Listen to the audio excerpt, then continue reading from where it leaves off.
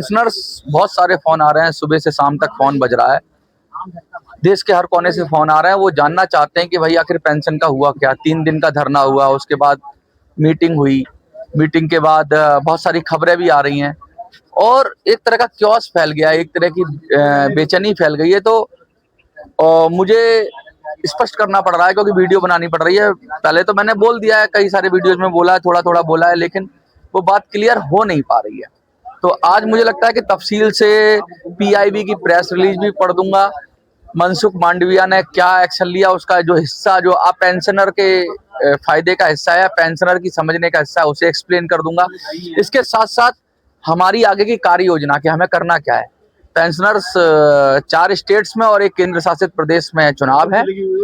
केरलम में चुनाव है, तमिलनाडु में चुनाव है, असम में चुनाव है, बंगाल में चुनाव है और पांडिचेरी में चुनाव है। तो उस विषय पे भी हमें क्या रणनीति बनानी चाहिए, उस पर भी बात कर लेंगे। साथ में हम बात कर लेंगे, देखो कि मुझे बहुत सारी कॉल आ रही हैं जगह जगह से और लोग चाहते हैं कि मेरे साथ जुड़ें, मेरे को बुलाएं, या मैं दिल्ली में कोई प्रोग्राम करने की बात हो रही है, कुछ लोग अपने एरिया में प्रोग्राम करने की बात कर रहे हैं। लेकिन इन सब के बीच मेन बात यह है कि आपका काम कैसे होगा, क्या उसके रिलेटेड कोई खबर है या नहीं है। इन्हीं सब बातों पर मद्देनजर रखते हुए हम आज की वीडियो बनाएंगे। इसके साथ साथ मैं कहूंगा कि एक ही बात को मैं बार बार कितनी बार दोहराऊं कि अभी जो सूचना है वो सूचना मैं बता देता हूं, लेकिन फिर भी लोग कहते हैं पेंशन बढ़ी, क्योंकि लोग तो वीडियो बना देते हैं। कोई वीडियो आधा घंटे में पेंशन दिलाता है, कोई 1 घंटे में पेंशन दिलाता है, कोई 4 घंटे में, कोई 6 घंटे में, कोई 10 घंटे में, कोई 12 घंटे में, कोई 1 अप्रैल से, कोई 25 मार्च से, कोई 20 मार्च से। मैं तंग आ चुका हूँ इन यूट्यूबर्स की को क्लैरिफाई करते करते। और बहुत सारे लोगों को मैं यही कहूंगा कि जब तक मेरी वीडियो ना आ जाए, आप समझ लो, ऐसे ही समझ लो, जिस दिन भी पेंशन की कोई भी खबर आएगी, कुछ आएगी, सबसे पहली वीडियो अगर मैं बनाऊंगा और उस दिन मैं साफ साफ कहूंगा। लेकिन अभी जो क्लियरेंस करना है, जो आपके दिमाग को क्लियर करना है कि कम से कम मैंने कहा है, बार बार कहा है और फिर से दोहराऊंगा कि हमें अब आगे क्या करना है। तो वेट एंड वॉच की स्थिति है, वो भी बात करेंगे, और हमारा कोर्स ऑफ एक्शन क्या होगा वो भी बात करेंगे। तो चलिए विधिवत शुरू करते हैं। आपको पता है सीबीटी की मीटिंग हुई। सीबीटी की मीटिंग जो होती है उसके अंदर बहुत सारे डिसीजन लिए जाते हैं, तो उसी डिसीजन की हम बात करेंगे। तो सीबीटी की कौन सी मीटिंग थी ये? सीबीटी की, ये मैं पढ़ रहा हूँ, सीबी की 239 मतलब 239वीं मीटिंग थी और ये इसमें बहुत सारे डिसीजन हुए। तो उसी इसमें जो हमारे श्रम मंत्री मनसुख मांडविया जी भी बैठे हुए थे। तो उन्होंने क्या डिसीजन लिए, वो सब डिसीजन ना जाके मैं आपको मेन जो डिसीजन है, एक जो सरकार करने वाली है, उसको पढ़ देता हूँ, अंग्रेजी में पढ़ देता हूँ, फिर इसको मैं बता दूंगा आपको कि आखिर इसमें होना क्या है। अभी मैं PIB-government.india की वेबसाइट पर हूँ और इस पे जो सूचना होती है वो सरकारी सूचना है। एक समझ लीजिए सरकार ने इसको बताया है, जो PIB की वेबसाइट पे सूचना है, सरकार की द्वारा दी गई सूचना है। तो इसमें कोई ऐसा नहीं है कि मैं अपनी तरफ से मनगढ़ंत बात कह रहा हूँ कि भाई पेंशन बढ़ जाएगी या पेंशन घट जाएगी। इसमें पेंशन से संबंधित क्या बात है वो मैं आपको क्लैरिफाई करूंगा, क्योंकि ये गोलमोल बात की गई है। इसमें गोलमोल बात आप समझते ही हो कि इसको किसी भी तरीके से कोई इंटरप्रेट कर सकता है। हमने एक बात कही और उसको 4 लोग 4 तरीके से कह दें, तो गोलमोल बात कही गई है। तो सबसे पहले मैं ये बात ही बता देता हूँ और इस बात के मायने क्या है ये बता देता हूँ, और इसके बाद हमें क्या करना है वो बता देता हूँ। देखिए, इसमें एक सेगमेंट है जिसमें एक डिसीजन लिया गया है, alignment of existing EPF, EPS and EDLI schemes with the provision of Code of Social Security 2020.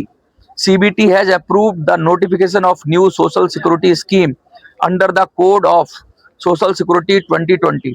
Ensure seamless transition from the existing framework. The newly approved EPF scheme 2026, EPS 2026 and EDLI scheme 2026 will replace the current scheme and provide a legally robust foundation for provident fund, pension and insurance benefits. तो ये सब चीजें हो रही हैं, इन सब चीजों के बारे में अभी बात हो रही है। तो बेसिकली क्या है कि जो इसमें पेंशन वाला हिस्सा है, प्रोविडेंट फंड वाला हिस्सा है और भी इनकी स्कीम है वो वाला हिस्सा है। तो इन सब चीजों के बारे में ये कह रहे हैं। ये कह क्या रहे हैं? ये कह रहे हैं कि इन्होंने नए कानून लाए हैं, 4 लेबर कोड लाए हैं। सरकार कह रही है हम 4 नए लेबर कोड लाएं, और ये जो पुरानी स्कीम है EPS 95 वाली या अन्य स्कीमें हैं, ये कंप्लायंस नहीं कर रही हैं, ये उन नए कोड के साथ जुड़ नहीं रही हैं, क्योंकि उनमें कुछ चीजें बताई गई हैं, जैसे मेडिकल की बात की गई है, चेक करने की बात की गई है, बहुत सारी चीजें उसमें कोड के अंदर है, श्रमों की बात की गई है, मिनिमम पेंशन, मिनिमम उसकी क्या बोलते हैं सैलरी की बात है, बहुत सारी चीजें हैं। तो इनको कंप्लायंस करना है ये कह रहे हैं, और इसमें सुधार करके पुरानी स्कीम को, क्योंकि पुरानी स्कीम के अंदर पुराने कानून के कंप्लायंसेस थे, नई स्कीम में नए कानून के कंप्लायंसेस होंगे। तो मोटी बात ये कह रहे हैं कि ये पुरानी स्कीम जो EPS 95 की स्कीम है उसको हटाकर या उसको बदल कर या उसको फाइन ट्यून करके या उसको रिप्लेस करके नई 2026 की स्कीम लाएंगे। अब ये स्कीम में क्या कह रहे हैं, मोटी मोटी बात जो मेरे को यहीं समझ में आ रही है वो ये आ रही है कि इसके अंदर ये बात कर रहे हैं कि ये कंप्लायंसेस करेंगे लेबर कोड के जरिए, लेकिन इसमें पेंशनर्स मिनिमम पेंशन की कोई बात नहीं है। जो कोई झूठ बोलता हो कि मिनिमम पेंशन की बात है, मंत्री जी से बात होगी, जब स्कीम ही बदल गई तो कोई एश्योरेंस नहीं है मिनिमम पेंशन का, और कोई एश्योरेंस अन्य मांगे हैं जैसे 7,500 वगैरह, ऐसा कुछ नहीं दिया गया है। अभी इसके अंदर जो खबर आ रही है वो ये आ रही है कि इस स्कीम को कानून सम्मत बनाया जाएगा, नए कानून के साथ इसको मैच करने के लिए बनाया जाएगा। तो अब ये सवाल तो जहन में हमारे आपके उठेगा ही कि क्या पुरानी स्कीम को एज इट इज ला देंगे, बस उसमें कानूनी रूप से कुछ चेंज करेंगे और वही स्कीम ला देंगे, ये तो सवाल उठता ही है। लेकिन अब आपका दबाव की बहुत जरूरत है। नेता तो मिल रहे हैं, बड़े बड़े उससे मिल रहे हैं, श्रम मंत्री से मिल रहे हैं, कोई वित्त मंत्री से मिल रहा है, लेकिन उनसे मिलने के साथ नेता क्या वो अपना काम जो आपको कमिटमेंट कर रहे हैं क्या उसमें कोई सच्चाई है? क्योंकि जब स्कीम ही बदल जाएगी तो फिर नई व्यवस्था नई तरीके से आएगी, नए कानून होंगे, नई तरीका होगा, और फिर नेताजी कह देंगे कल को उठ के अरे अब तो स्कीम बदल गई है इसलिए हम कुछ दोबारा से अपनी मांग रखेंगे। लेकिन मैं बता दूं, मिनिमम पेंशन की जो मांग है आपकी, मिनिमम पेंशन की मांग इसलिए है कि पेंशन का फॉर्मूला ठीक नहीं है और उसमें से आउटपुट नहीं आता, वरना मिनिमम पेंशन क्यों मांगोगे? आप तो मांगोगे जो आपकी पेंशन है वो दो, कम से कम पेंशन का तो सवाल ही नहीं उठता, जो हमारी बनती है सही तरीके से, इस फॉर्मूले के तरीके से नहीं, जो एक मानवता को ध्यान में मद्देनजर रखते हुए, हमारे पैसे की वैल्यू को कैलकुलेट करते हुए, उसकी ब्याज की लगा लो, जो इतना सारा पैसा उन्होंने जमा किया उसकी ब्याज का ही वैल्यू लगा लो, उसको मद्देनजर रखते हुए जो पैसा बन रहा है, जो उससे पेंशन बननी चाहिए। और कम से कम आजकल के युग में 10,000 पेंशन तो मामूली बात है, क्योंकि जिन लोगों ने कुछ भी कंट्रीब्यूट नहीं किया उनको भी 2,500, 3,000, 4,000 तक पेंशन मिल जाती है। तो 2,500, 3,000, 4,000 रुपया तो वो लोगों को मिल रही है पेंशन, उसको ही अगर मद्देनजर रखें जिन्होंने कुछ नहीं, वृद्धा पेंशन के नाम से ले लेते हैं जिन्होंने कुछ नहीं किया है, सरकार को कुछ नहीं दिया है, और इन पेंशनर्स ने तो पेंशन फंड में पूरी जिंदगी कंट्रीब्यूट किया है, तो इनका तो बनता है हिसाब किताब। या फिर सरकार समझ रही है कि इनके फंड को, सरकार कह देती है इनके फंड को अपनी तरह से इस्तेमाल करेंगे, लेकिन आपको पता ही है कि सरकार तो ये कह देगी कि भाई ये तो इंडिपेंडेंट स्कीम थी, ये तो कंट्रीब्यूटरी स्कीम थी, इसमें आपका क्या लेना देना है, हम तो आपको और 1.16 दे रहे हैं अपनी तरफ से, आपको हम तो सहायता दे ही रहे हैं, अपने हिसाब से अपनी स्कीम चलाओ।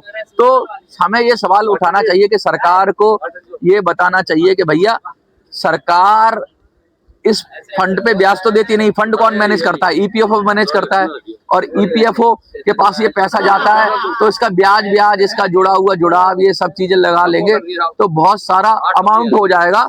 और ये बहुत सरकार इस बात को इसको ब्याज तो दे नहीं रही कोई, और सरकार नहीं कह रही EPFO कोई ब्याज तो दे नहीं रहा है, वो सिर्फ पेंशन की बात कर रहा है, और पेंशन भी मिल नहीं रही है। तो सरकार इसको या तो खत्म ही कर दे, EPS 95 की योजना को खत्म करके नई EPS 26 ले आई, तो उससे भी क्या हो जाएगा, उससे भी कुछ अगर उसमें आमूल चूल परिवर्तन नहीं हुआ, सिर्फ कंप्लायंसेस कर दिए और कुछ नहीं किया गया, तो बड़ी दिक्कत हो जाएगी। लेकिन हमें, क्योंकि बहुत सारे नेता कह रहे हैं कि उनकी बातें चल रही हैं, तो हमें पॉजिटिव भी रहना है, हमें सतर्क भी रहना है, और कहीं ऐसा ना हो कि सरकार सिर्फ कानूनी अपने मतलब के फेरबदल कर दे और फिर से यही स्कीम दे दे। तो इसलिए चुनावों में आपको अपनी ताकत दिखानी है। मैंने क्यों कहा कि भाई अभी देखो 5 राज्यों के, मैंने चुनाव की बात की तो 5 राज्यों के चुनाव हो गए हैं, और चुनावों में हम क्या करें? देखो 1 अप्रैल से सरकार कह रही है कि भाई इसको हम मतलब नई अप्रैल वाले सेशन में ही लागू करेगी, जब आया तो नए नए वर्ष में आएगा, ऐसा पीआईबी की रिपोर्ट में आ रहा है कि भाई ये फैसले हो गए हैं, तो अब न्यू फाइनेंशियल ईयर में इसको लागू किया जाएगा। लागू करने में आपको पता चल जाएगा भाई, सब की स्थिति क्लियर हो जाएगी आपको। मुझे लगता है कि 5 अप्रैल तक या 10 अप्रैल तक सारी स्थिति क्लियर हो जाएगी, सरकार करना क्या चाहती है। अगर सरकार आपके हित का ख्याल रखती है, फॉर्मूला सही लाती है, आपकी पेंशन में कुछ बढ़ोतरी का आपको लगता है, तब तो आप सरकार का साथ दो, सरकार को वोट करो। 5 स्टेट में सरकार जो पार्टी ये ला रही है उसको समर्थन करो, उसे जिताओ, उसे उसके सर पे मुकुट पहनाओ, क्योंकि बनता भी अगर वो कर देते हैं चुनाव से पहले, क्योंकि चुनाव से पहले ही आपको डिसीजन लेना पड़ेगा, और नहीं करते हैं तब क्या करोगे? तब फिर आपको फिर से नोटा की तरफ जाना पड़ेगा। तो आज की वीडियो मैं इसलिए बना रहा हूं कि हमें क्या डिसीजन लेना है। हमें अभी 10-15 दिन वेट करना है, जैसे ही अप्रैल का महीना शुरू होता है, क्योंकि वोटिंग तो बाद में ही होगी, अप्रैल के महीने के बीच में होगी, तो हमें तुरंत वॉच करके रहना है कि सरकार से खबर क्या आ रही है। खबर मैं दे दूंगा, जैसे ही ड्राफ्ट आएगा मैं आपको बता दूंगा कि ड्राफ्ट में क्या आ रहा है। अगर ड्राफ्ट आपके मतलब से आए, आपके लिए आए, आपकी खातिर आए, आपकी पेंशन बढ़े, और ये जो मांगे हैं मिनिमम पेंशन वगैरह की, इसकी बात नहीं कर रहा मैं। ड्राफ्ट को पढ़ के समझ के मैं बता दूंगा आपको कि ड्राफ्ट आपके लायक है, या फिर सिर्फ ये खाना पूरी की गई है, नई बोतल में पुरानी शराब डाली गई है, पुरानी बोतल में नई शराब डाल दी गई, ऐसा कुछ किया गया, ये भी देखना पड़ेगा।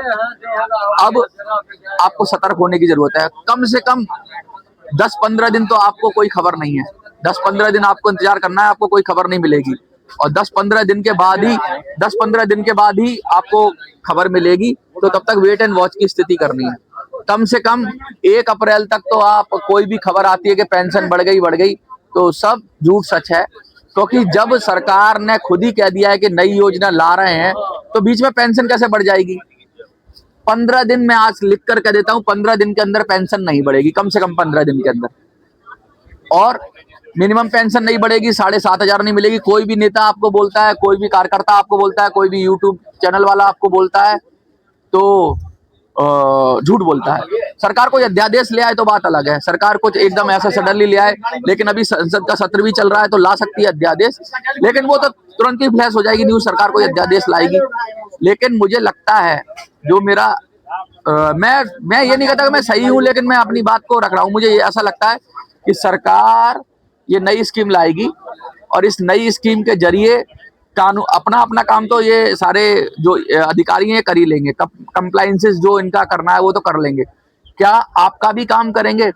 ये प्रश्न है मेरा। और इस बार कमजोरी से नहीं, ताकत से। पिछली बार महाराष्ट्र में आपने क्या किया, नगर निगम में 1 वोट दे दिया ये नोटा को, और घर के 4 वोट अपनी अपनी पार्टी को दे दिए। पूरी ताकत से लड़ना पड़ेगा आपको, पूरी शक्ति से लड़ना पड़ेगा आपको। ये नहीं है कि आधे मन से कोई खड़ा नहीं होता, आधे मन से संकल्प नहीं होता। घर के 4 आदमी तो दे रहे हैं पॉलिटिकल पार्टी को वोट, और 1 आदमी जाके दिया है नोटा को, ऐसे नहीं चलेगा। सरकार नहीं करती है तो आपको प्रॉपरली, मैं फिर से आपसे अपील कर रहा हूं, आपको अपनी ताकत दिखानी पड़ेगी, और नोटा का परसेंटेज कम से कम 3 से 5% के बीच ले आओ आप। जिस दिन आप इन 5 राज्यों में 3 से 5% के बीच नोटा का ले आए वोट, यानी 100 में से 3 वोट नोटा को कम से कम, और ज्यादा से ज्यादा अगर 5 ले आए, तो मैं डेफिनेटली कहता हूं सरकार की टांग ऊपर और सर नीचे हो जाएगा, शीर्षासन हो जाएगा, सरकार शीर्षासन करने लगेगी। ये मैं लिख के दे रहा हूं आज। आपने सिर्फ वो नगर निगम महाराष्ट्र में दिखाई जो ताकत, अगर ये इन 5 राज्यों में आपने दिखा दी, तो सरकार शीर्षासन करने लगेगी। और क्या पता सरकार आपको दे रही हो तो वो अप्रैल तक क्लियर हो जाएगा। देती है तो हम सरकार को जिताएंगे, और नहीं देती है तो सरकार से शीर्षासन कराएंगे। इस तरह की जज्बा होना चाहिए, और ये आप लोगों की जिम्मेवारी है कि आप लोग हर पेंशनर को जागरूक करें, उससे जाके मिले, कार्यकर्ता बन जाइए आप पेंशन के। आप पेंशनर के एक वोट बैंक की तरह काम करिए और अपनी ताकत दिखाइए। जब तक आप जाति के आधार पर, धर्म के आधार पर, अन्य राज्य के आधार पर, भाषा के आधार पर वोट देते रहेंगे, तो आप अपनी ताकत दिखा देते हो। लेकिन जब आपको पेंशन के नाम पे वोट देने की बारी आती है, तो आप अपनी ताकत नहीं दिखाते हो, इसलिए कोई आपको सीरियसली लेता नहीं है। मैं बार बार आपसे कह रहा हूं कि एकजुट हो जाओ, लामबंद हो जाओ, लामबंद होकर वोट करो। मैं इंतजार करूंगा कि भाई नोटा के रिजल्ट क्या आएंगे। अगर नोटा के रिजल्ट 3 से 5% आए, तो जीत आपकी निश्चित है पेंशनर्स। जीत आपकी निश्चित इसलिए है कि फिर सब सरकारें डरेंगी कि यार 3-4-5% से तो हार जीत हो जाती है। पिछली बार बीजेपी 3% से बंगाल में, वेस्ट बंगाल में 3 से 4% वोटों के अंतर से बंगाल हार गई। 3-4-5% वोट ही बीजेपी को ममता से कम मिले हैं, तीनों 4% के लगभग। उसको 40 के लगभग 40 प्लस है और इसको 37 के प्लस है। तो आप समझो 3-4% वोट का वैल्यू क्या होता है। मैं बार बार आपसे अपील कर रहा हूं कि आप खामखा की झूठी खबरों में ना पड़ें कि पेंशन बढ़ रही है, ये बढ़ रहा है, वो बढ़ रहा है। आप 10-15 दिन इंतजार करें, ड्राफ्ट आएगा, जो भी ड्राफ्ट आएगा नई ईपीएस 26 का, वो मैं पढ़ूंगा। उसको पढ़ने के बाद मैं कहूंगा कि इसमें आपके लिए अगर कुछ है तो जाके सरकार को वोट कर दो, जाके जिता दो पांचों राज्यों में सरकार को। लेकिन अगर आपके साथ धोखेबाजी हुई है, क्योंकि विपक्ष भी नहीं उठा रहा, पक्ष भी नहीं उठा रहा, तो फिर इन सब के मुंह पे तमाचा मार के इनको ताकत दिखा दो। और ताकत कैसे दिखाओगे? नोटा से। और मैं छोटा टारगेट दे रहा हूं आपको इस बार। देखो, महाराष्ट्र चुनाव में तो 10 से 12% तक भी नोटा पे वोट पड़ गया था, लेकिन वो छोटा चुनाव था, वो निगम का चुनाव था, वो नगर निगमों का या उसका छोटे स्तर पे चुनाव था। मैं आपको बड़े स्तर पर ताकत दिखाने की बात कर रहा हूँ। लगभग नोटा को 1% के करीब वोट पड़ता है, 1% पड़ता है। इसको मैं कह रहा हूं कि अगर सारे पेंशनर जागृत हो गए तो इसे 3 से 5% के बीच ले जाओ। ये लक्ष्य है हमारा। 3% लाए आप और 3% की रेखा आपने क्रॉस की तो कोई सरकार आपको पेंशन देने से नहीं रुकेगी, क्योंकि सब सरकारें आपकी आवाज उठाने लगेंगी, क्योंकि सबको पता लग जाएगा कि भाई नोटा का जो रिजल्ट पहले इतना आता था अब इतना आ रहा है। इसका मतलब पेंशनर पेंशन चाहते हैं, पेंशन बढ़ाना चाहते हैं और क्लियर मैसेज दे रहे हैं कि जो पेंशन की बात करेगा वही देश पे राज करेगा। वरना कौन हारेगा कौन जीतेगा हमें नहीं पता, हम तो खेला कर देंगे, हम गेम कर देंगे, हम किसी की घटिया पलट देंगे, किसी को उठा देंगे। हम जैसे ईरान ने सब तरफ मिसाइलें फेंक दी ना, हम भी सारी पार्टियों पे वोट रूपी मिसाइल फेंक देंगे। जिसको नुकसान हो रहा है होता है हमारी सेहत से नहीं। हमारा काम करो, अगर हमारा काम नहीं करते हो तो हमारी वोट रूपी मिसाइल बीजेपी पे भी पड़ सकती है, कांग्रेस पे भी पड़ सकती है, ममता पर भी पड़ सकती है, डीएमके पे भी पड़ सकती है, एआईडीएमके पे भी पड़ सकती है। किसी को नहीं छोड़ो, सबके ऊपर अपनी वोट रूपी मिसाइल, अपनी असहमति दिखा दो, अपनी ताकत दिखा दो, अपनी शक्ति दिखा दो, अपनी पावर दिखा दो। 3% मांग रहा हूं मैं आपसे। पूरे परिवार का वोट करो, खुद का वोट करो, अपने पड़ोसियों का वोट करवाओ, अपने रिश्तेदारों का वोट करवाओ, अपने दोस्तों का वोट करवाओ। अगर आपको कुछ पाना है और नहीं पाना है तो जाके देते रहो अपनी जाति के नाम पर वोट, जाके देते रहो अपने धर्म के नाम पे वोट, जाके देते रहो अपने राज्य के नाम पे वोट, जाके देते रहो अपनी पार्टी के नाम पे वोट और जाके देते रहो अपनी क्लास के नाम पर वोट। कुछ नहीं होगा, नहीं बढ़ेगी पेंशन। और अगर आपने ये कर दिया, बार बार मैं हर चुनाव में कहता हूं, आप बढ़ा देते हो, कुछ लोग करते हैं, कुछ लोग नहीं करते, कुछ लोग अधमरे मन से करते हैं, लेकिन महाराष्ट्र के चुनाव में आपने दिखाया कि आप सीरियस हो। तो मैं आपकी गंभीरता देखना चाहता हूं, मैं आपकी सीरियसनेस देखना चाहता हूं और मैं आपके अंदर के आदमी को जगा रहा हूं कि जब तक लड़ोगे नहीं तब तक जीतोगे नहीं। ये जो नाटक चलता है ना, इस नाटक से बाहर निकलो, संघर्ष की स्थिति में आओ। और जो संघर्ष करता है उसी को कुछ मिलता है, और जो संघर्ष नहीं करता है, मैं ये नहीं कह रहा सड़कों पे जाकर रेल रोको, संपत्ति की तोड़फोड़ करो, कर नहीं सकते बुजुर्गों, लेकिन हाँ, वोट की ताकत तो दिखा सकते हो, ये अंगूठा तो दिखा सकते हो, अंगूठा दिखा दो। ये विनिंग के लिए भी होता है और ये अंगूठा उन पार्टियों को भी दिखाने के लिए होता है, उन विचारधाराओं को दिखाने के लिए होता है जो अपनी रोटी सेकती हैं। अब आप क्या निर्णय लेते हो, ये 1 तारीख के बाद ही आप फैसला करो। और आप किसी जात के हो, किसी धर्म के हो, किसी पार्टी के हो, अगर आप पेंशनर हो तो पेंशन का मुद्दा पहला होना चाहिए। और अगर नहीं है आपका मुद्दा तो फिर आप ये उम्मीद मत करो कि आपके कोई आंसू पहुंचने आएगा। कोई पार्टी नहीं आएगी आपके आंसू पहुंचने, सब आपका वोट खा के चले जाएंगे और पेंशन फिर वही 500, 1000 यही पड़ी रहेगी। तो अगर लड़ना है तो ताकत से लड़ो, शक्ति से लड़ो, हिम्मत से लड़ो और लड़ोगे तो जीतोगे। मैं ये नहीं कह रहा कि आप किसी को हरा दोगे, लेकिन मैं ये कह रहा हूं कि आप जीत जाओ। अगर 3% का आंकड़ा आपने पार किया, 3 से 5%, तो ये जीत हमारी, आपकी, सबकी जीत होगी और पेंशनर मिलेगी और आपको आपका हक और अधिकार सुनिश्चित होगा। आपके हक की कमाई के पैसे सरकारें बांट रही हैं, किसी भी स्कीम में बांट देती हैं, लाडली दीदी, लाडला भैया, लाडला फलाना ढिमका, नई नई योजना आ जाती है, नए नए लोगों को खैरात की तरह बांट दिया जाता है पैसा। 4-4 महीने की पेंशन एक साथ डाल दी जाती है वोट लेने के लिए। किसका पैसा है वो? आप ही का पैसा है। और सरकार कह रही है आपका पैसा नहीं है। सरकार अगर उस पैसे की ब्याज ही दे देना तब भी आपका बहुत हैंडसम अमाउंट बन जाएगा पेंशन का, लेकिन सरकार मुझे लगता है ऐसे मानेगी नहीं। देखते हैं, फिर भी 1 अप्रैल तक देखते हैं, क्योंकि पॉजिटिव रहना चाहिए, सकारात्मक रहना चाहिए और क्या पता सरकार को सद्बुद्धि आ गई हो आप लोगों को, क्या पता ईश्वर ने उसे बुद्धि दे दी हो, सरकार को दे दी हो कि वो कर दे। और बुद्धि